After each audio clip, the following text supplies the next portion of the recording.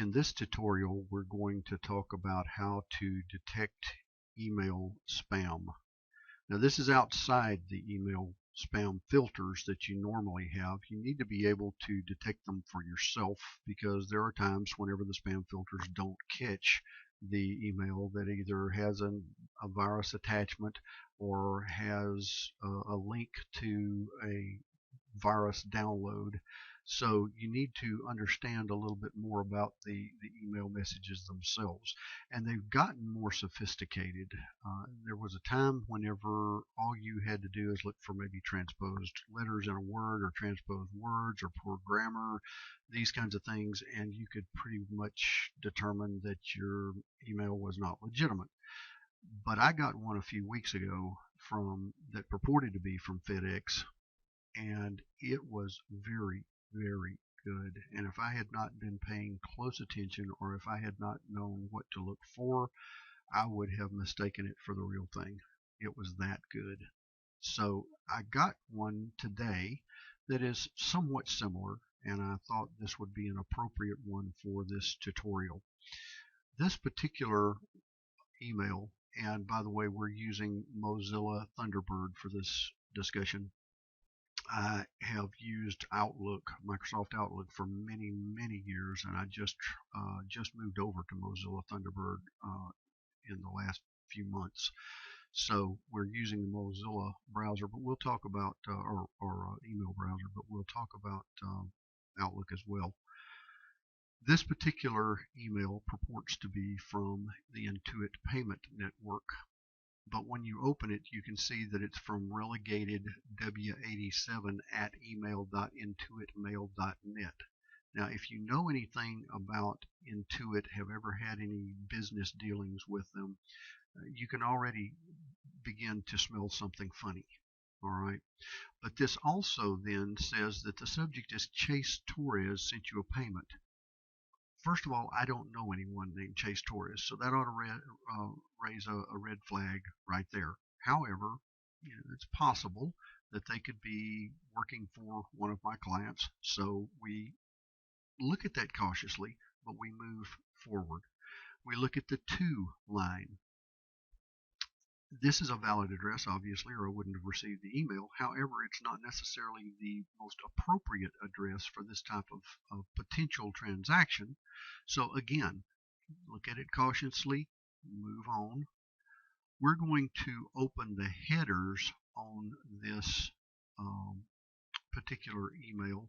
Now in Outlook, if you view headers, you're going to get a little window that opens up, and it's going to have some very, very detailed information.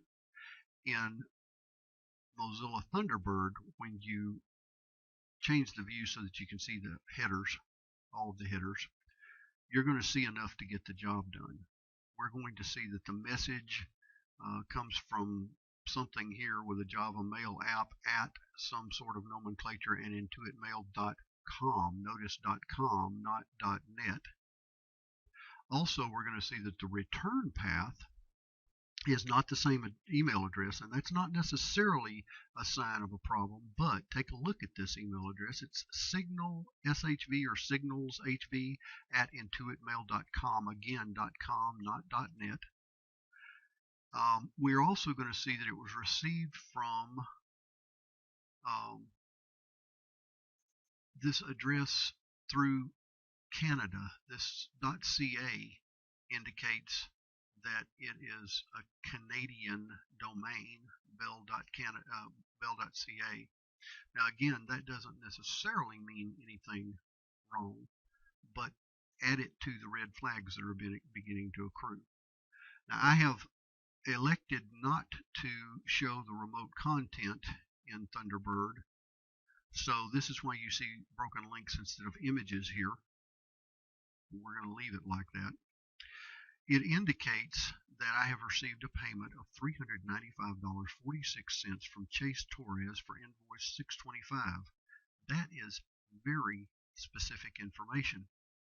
It also is built to increase my curiosity as well as an inducement for me to proceed further, because it doesn't necessarily trigger a complete rejection.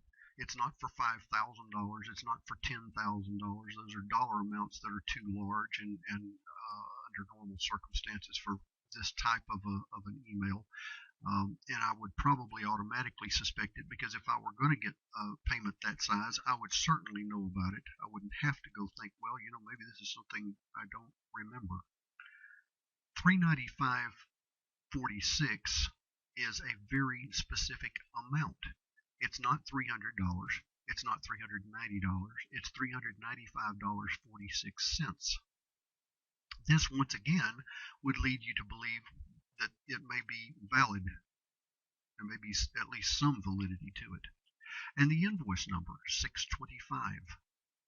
Now, the fact is, I know that it's been a long time since I've seen invoice 625. I also happen to know where my current receivables stand at any given point, and I know that this is bogus. But maybe it would be in a different numbering range. Maybe you would have a different number of transactions than I do, and maybe someone else would be handling the posting of some of those transactions, etc. Who knows? I take care of my own. But in this particular situation, it could just as easily prompt you to think it's valid if you don't know otherwise. So let's assume that we need to keep moving forward. Let's look at the links. Let's mouse over the links, and we can see that it says HTTP in the status bar, //newageuae.com. Now, UAE stands for United Arab Emirates. I don't know if that's what it indicates here, but it's possible. It also indicates a path of WP-content. This is very reminiscent of the nomenclature used back when WordPerfect was the word processor of choice rather than Microsoft Word or some other word processor. Certainly, it is not indicative of a valid path name for a link in an email. All right. If you mouse over the other links, you see similar path indications. Even as far as signing into your IPN account, your Intuit Payment Network account. That's certainly not going to be the type of path that you would expect to sign into your IPN account if you even have one, which again, if you don't, would be another indication that this is bogus. All of these things together should be raising a lot of red flags to tell you do not click on any of the links on this email. Make sure that you have good virus protection software. There's a number of reputable software applications out there that will help you do that. This is all for this tutorial. Hope you've enjoyed it. Join me again for another one, and thank you very much.